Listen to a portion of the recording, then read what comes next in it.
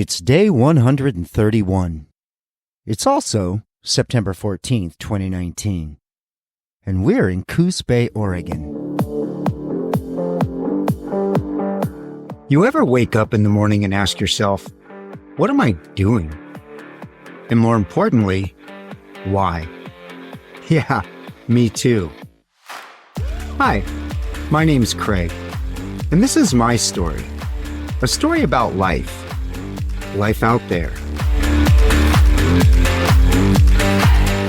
For visuals while listening, search Life Out There on your favorite social media platform or use the links in the podcast description.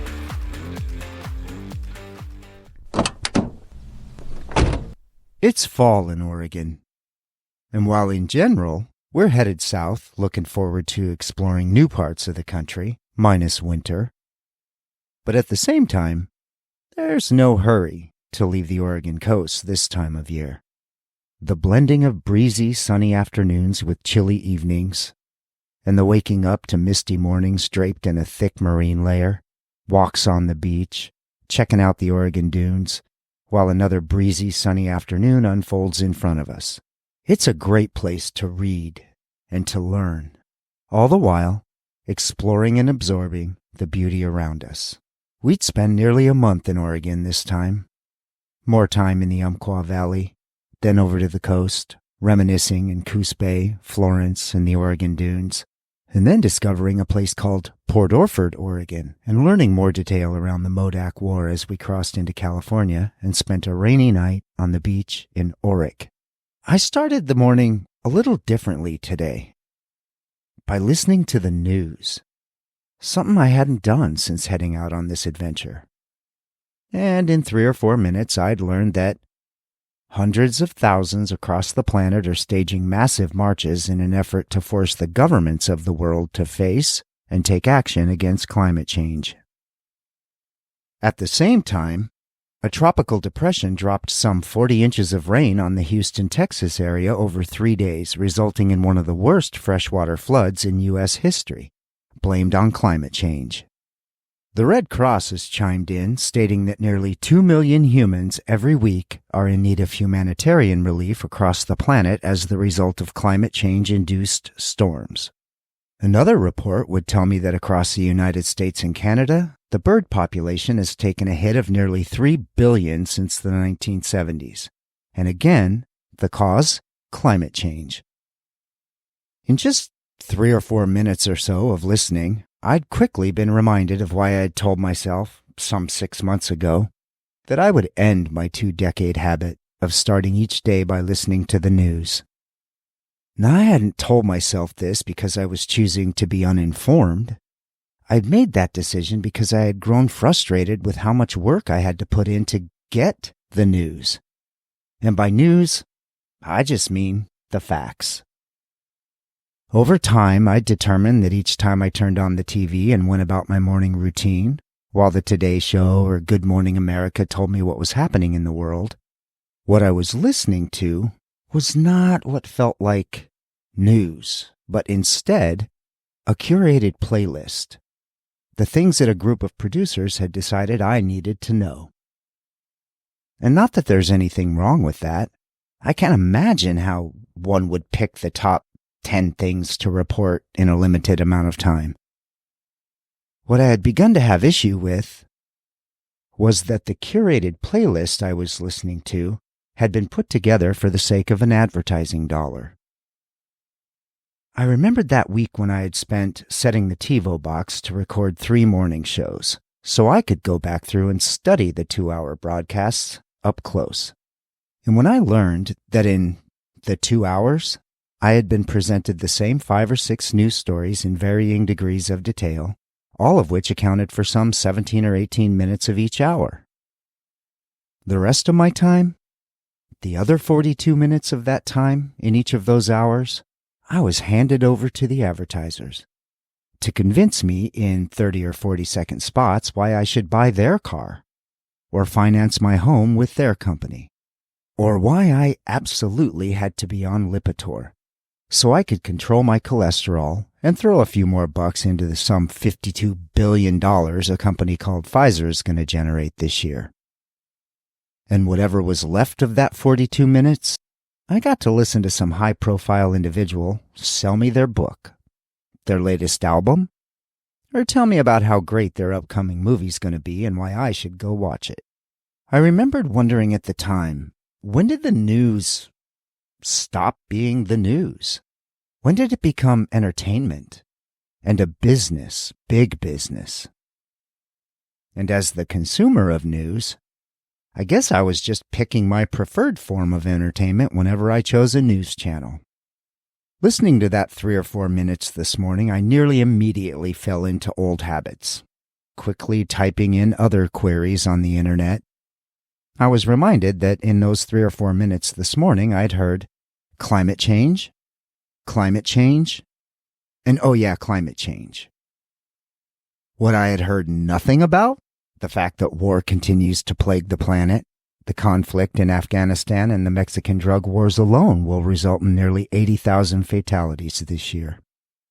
Or that hundreds of thousands of folks continue to cross the Mexican border into the U.S. each year, documented, while over 800,000 will be apprehended for attempts at illegal entry. But no mention of these things this morning. Now, maybe had I stayed tuned in a bit longer, they might have gotten around to it. But somehow, I feel like what they would have gotten around to first was selling me a car or a book. Maybe even mentioning that Ed Sheeran had sold out another venue. Maybe even treat me to Ed playing me a song out on the plaza for free. Or was it for free? It's so incredibly complex, and I get it. What's right? What's wrong? Or is there even a right or wrong? Which is exactly why I think I started to pull away from this mainstream form of media, the news, big business. The left tells me one thing, the right tells me the other. Realizing how hard it had become, how hard I had to work to get the news I want. And realizing that we now live in a world in which nearly everything we are told or read has to be fact-checked. It's exhausting being informed in a world in which nearly anyone is allowed to say whatever they want, with almost no accountability to the truth. And I think the fact that we have a president today that examples this on a daily basis, that should probably alarm me a little bit more than it does. But I also realize that ignorance or simply tuning out, disengaging, well, that's not the answer either. I'll find balance in it all, I suppose. I feel like just knowing that if I tune into Fox News or CNN, or even listen to a president tell me the state of things, that what I'm really listening to is commentary, rhetoric, maybe even spin, and that when I want facts and balance, I'll just listen, watch, or read elsewhere. I think most importantly, I'll build into this adventure of mine interacting with and listening to other Americans. We're all never going to think, feel, and believe the same. That's what makes us Americans. But I know for sure that if I don't listen to those other beliefs, thoughts, and feelings, I'll certainly never understand them. So, after my brief relapse into the news and breakfast, Dougie and I would head out for a morning walk and a deeper understanding of this Oregon coast. Now, I've shared in multiple episodes how much I love this place, the beauty of it, the ruggedness of it, the sheer force of the Pacific Ocean. But I come with a new perspective this trip. Having recently experienced the wide-open wilderness in places like Colorado, Utah, Wyoming, and Montana, I'm back here viewing the Oregon coast as the true wilderness it is. A very different kind of wilderness, but wilderness nonetheless. Looking out over the Pacific Ocean and realizing that I'm indeed looking out over the waves that will not touch another piece of land for thousands of miles once they leave here. and at the same time, wondering what shore today's waves had touched before returning here to these rocky cliffs. And this time, I wanted to understand how this scenery came to be, and when. One of the first things I'd read about would be that Pacific Ring of Fire. It's fascinating, and I'll let the folks over on the YouTube channel Science in a Hurry provide a way better telling of this than I. Have you ever pondered the fiery ring that encircles the Pacific Ocean, a phenomenon we know as the Ring of Fire? This natural wonder is not merely a geographical spectacle, but a bustling hub of seismic activity. Stretching over 40,000 kilometers, it encompasses numerous countries, from the Americas to the far reaches of Asia and Oceania. This fiery ring encircling the Earth's largest ocean is a marvel of nature, a testament to the planet's dynamic nature. But how did this fiery ring come to be? The answer lies deep beneath the Earth's crust. The story of the Ring of Fire is a tale of monumental geological forces at work. It all begins with plate tectonics, the grand shuffling of Earth's crustal jigsaw. These plates move, driven by the churning currents of molten rock in the Earth's mantle. In certain zones, one plate dives or subducts beneath another, creating what we call subduction zones. It's in these zones where the Ring of Fire was born. As the subducting plate sinks, it melts and stirs up the mantle, creating intense heat and pressure that give rise to volcanoes and earthquakes. This region, therefore, is a hotbed of seismic and volcanic activity, a constant reminder of the Earth's dynamic nature. The Ring of Fire, thus, is not merely a geographical curiosity, but a living testament to Earth's relentless geological evolution. The Ring of Fire is not just a geological phenomenon, it affects human lives in significant ways. This vast chain of volcanoes and tectonic activity is a double-edged sword.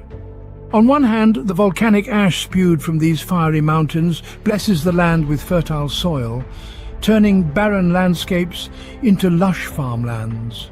On the other hand, the same volcanic activity that enriches our soil can also bring about devastating destruction in the form of earthquakes and eruptions. Moreover, the Ring of Fire is a powerhouse of geothermal energy. This untapped potential is capable of generating colossal amounts of electricity, providing an eco-friendly alternative to fossil fuels. However, harnessing this energy also comes with its own set of risks and challenges. The Ring of Fire, a fiery testament to Earth's constant evolution, is a force of creation and destruction, shaping our lives in ways we often overlook. In this brief journey, we delve deep into the fiery depths of the Earth to unravel the mystery of the Ring of Fire. We discovered its birth, a magnificent tapestry of tectonic activity and volcanic eruptions. We traced its vast geographical expanse, encircling the Pacific like a fiery serpent.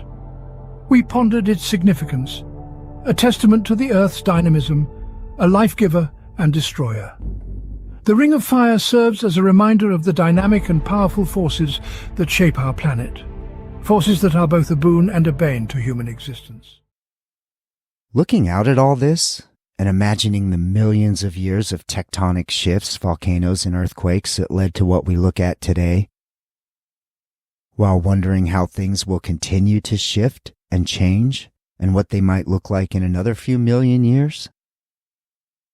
And then out into this Pacific Ocean, the largest body of water on the planet. The body of water that is surrounded on three sides by a ring of fire. And wondering, how did oceans happen?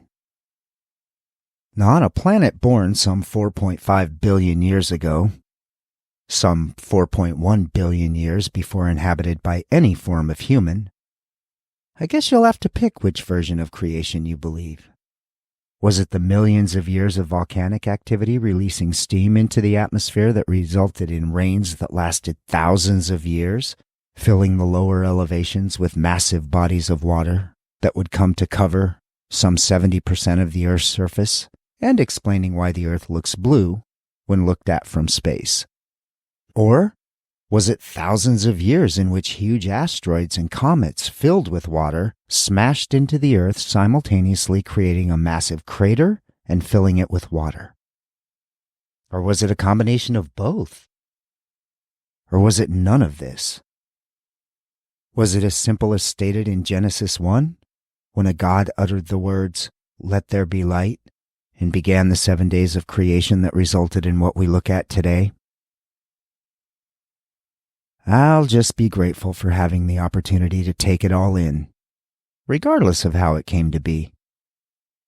Leaving the area, headed south, we drive through the 170-year-old city of Coos Bay that some 17,000 folks call home. Reading of the area, I'd learned that its history doesn't stray much from any community in the Pacific Northwest. A rich history, rich in Native American culture, as well as how it became a part of the American Northwest.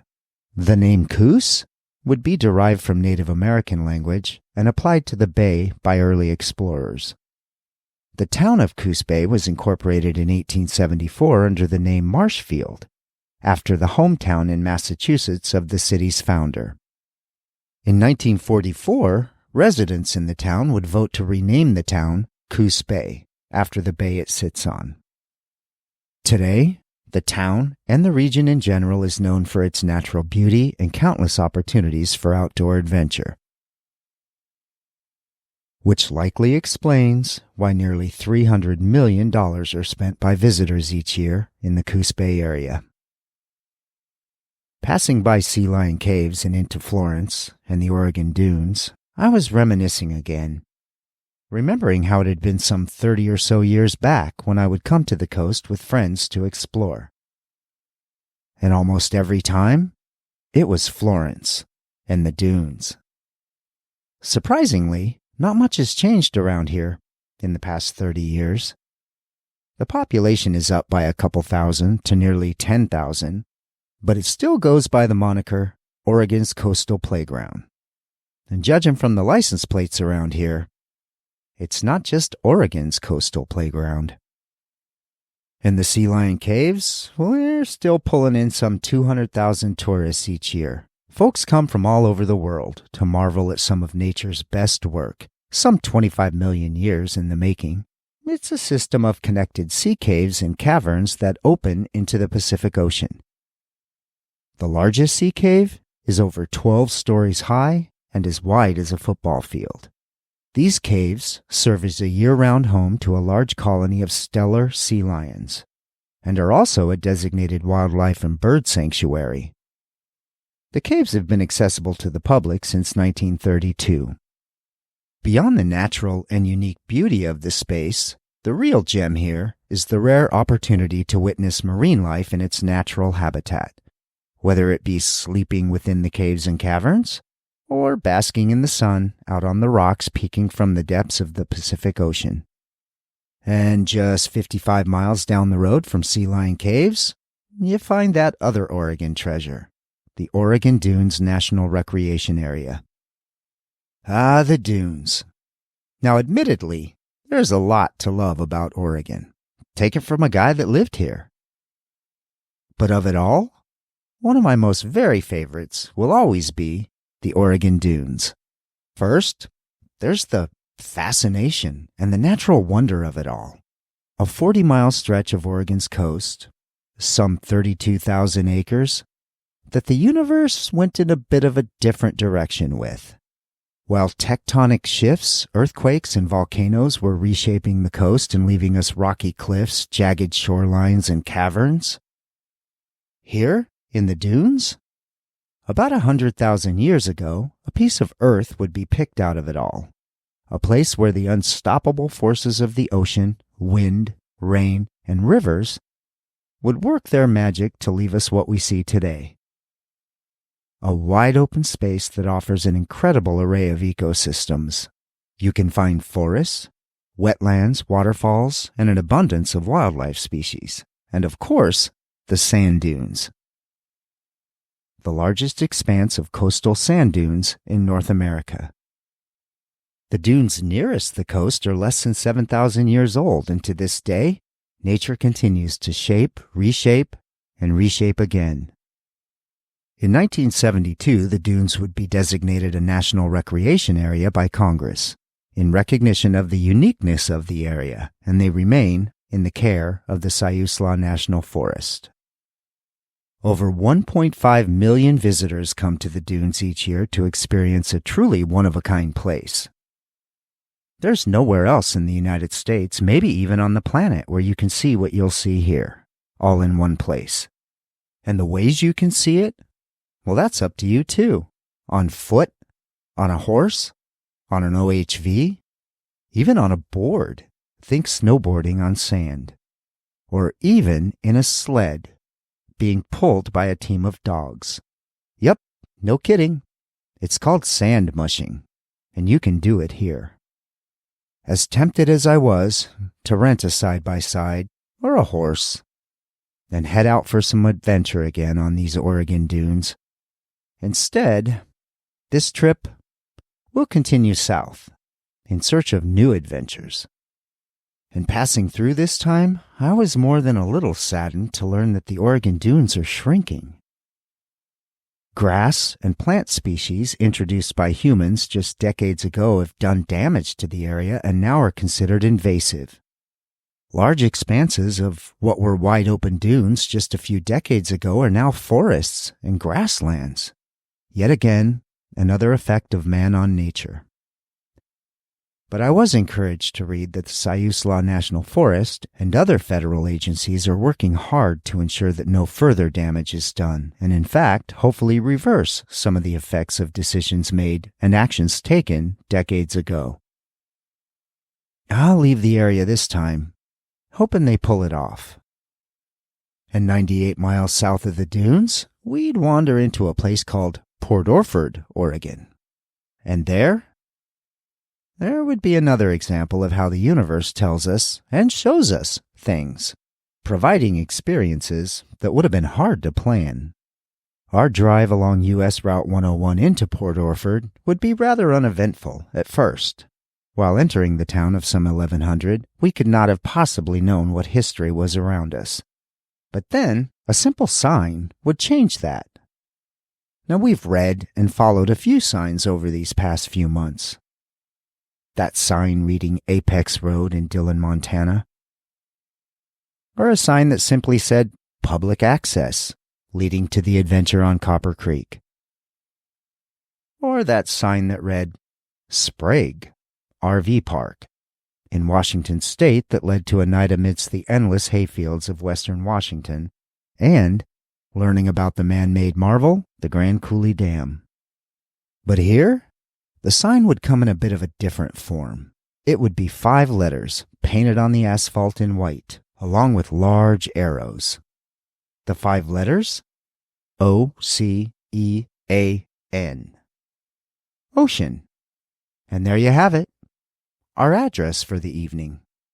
We'd follow those arrows and wind our way up a road until that Pacific Ocean had reintroduced itself on our horizon.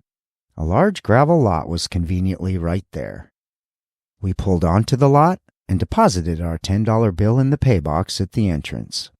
And that $10 would buy us our address for the night, the Pacific Ocean in our front yard, and learning about another piece of U.S. history.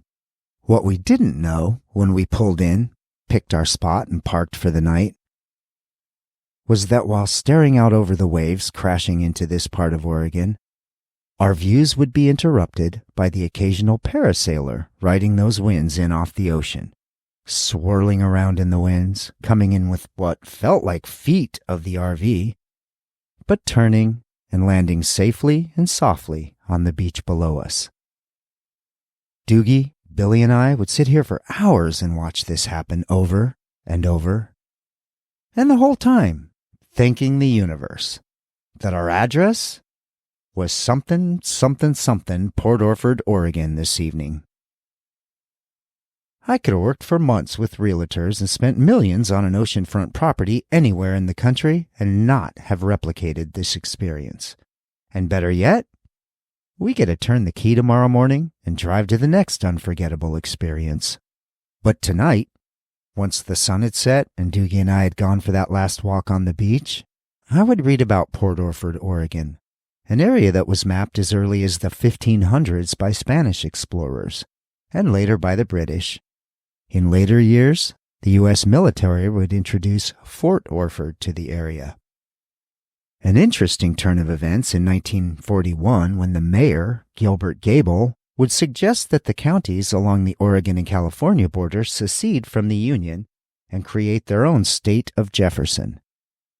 A notion that would turn out to be short-lived and end with the U.S. involvement in World War II.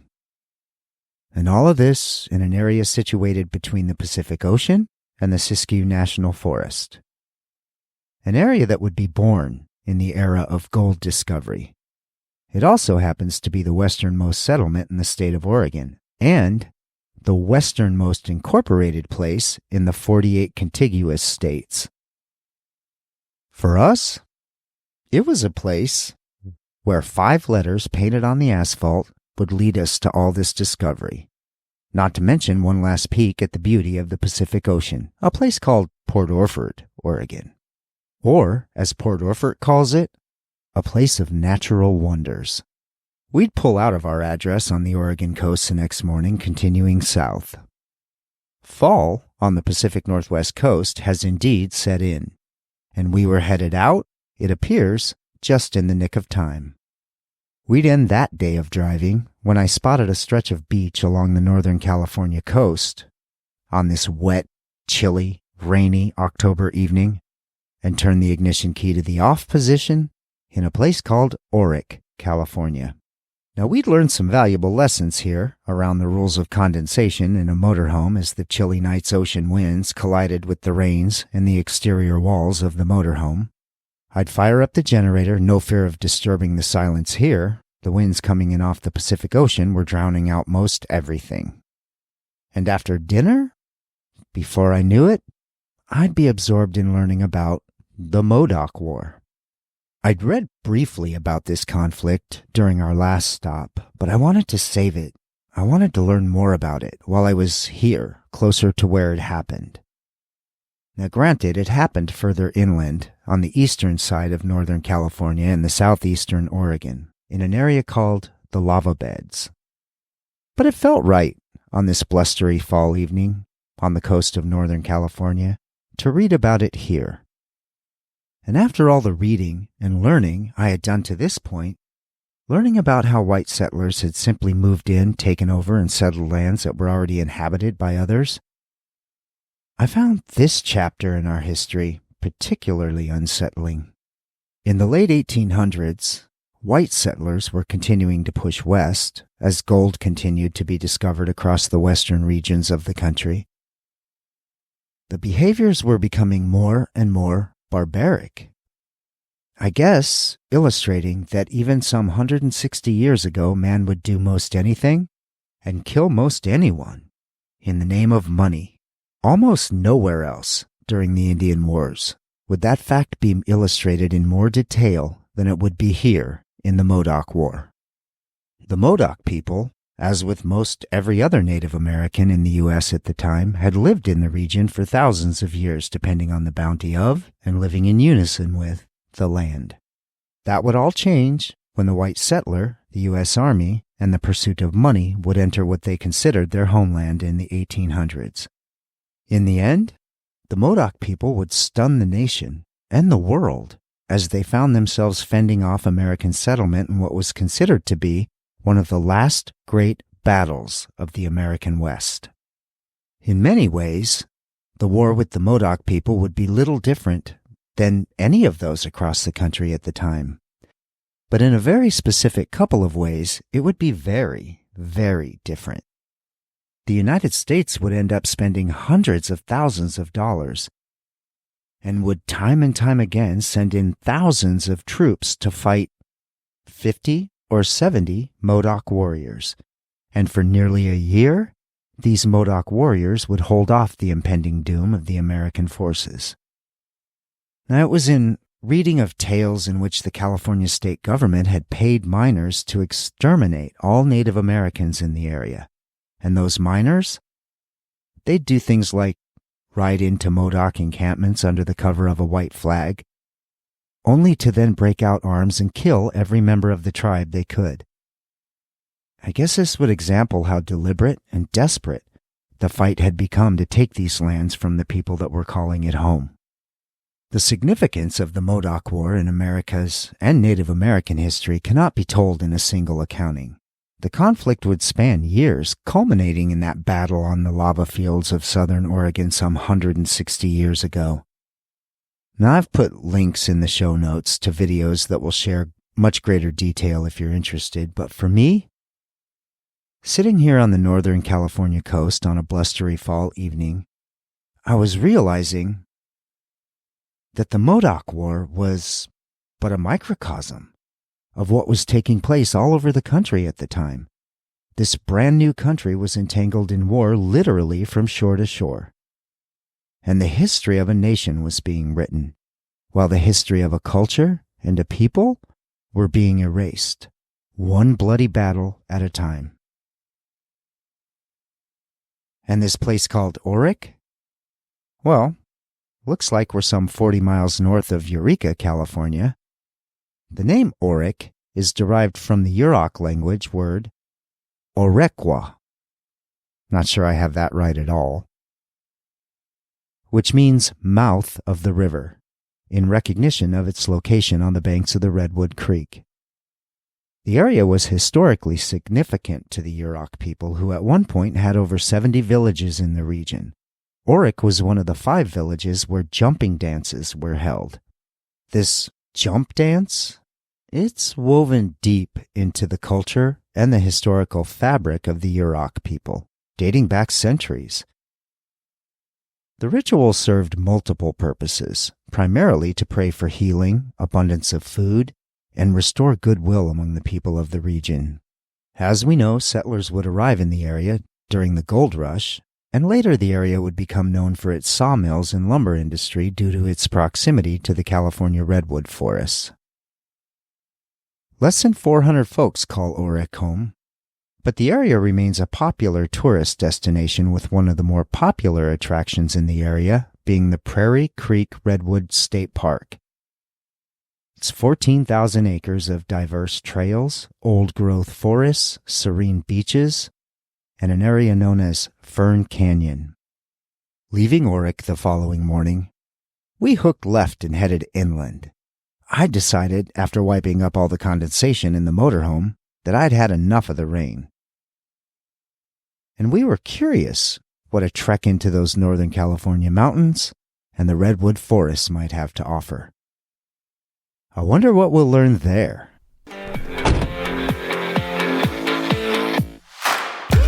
Turns out, this thing called life comes with a lot of rules. Maybe it's time to break a few. Because you can. No, seriously, you can.